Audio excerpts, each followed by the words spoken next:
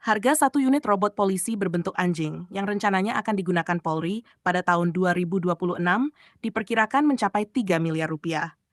Hal ini diungkapkan oleh pengembang Robodog, Presiden Direktur PT Ezra Robotics Technology, Erd Hanisaka, usai produknya dipamerkan dalam perayaan ulang tahun ke-79 Bayangkara di Monas, Jakarta, Selasa, 1 Juli 2025.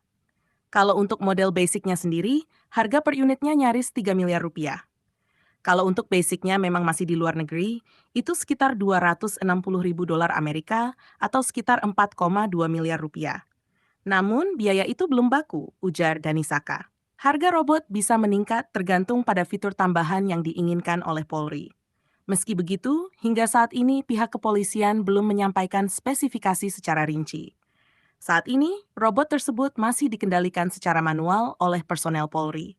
Namun ke depannya, robot dapat bergerak secara otomatis dengan dukungan teknologi kecerdasan buatan yang sedang dikembangkan bersama Institut Teknologi 10 November ITS.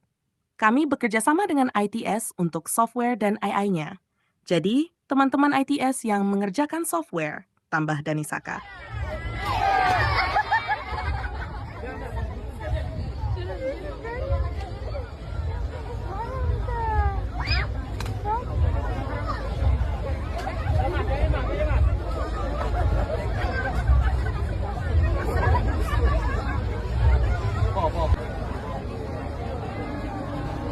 Download Tribun X sekarang, menghadirkan lokal menjadi Indonesia.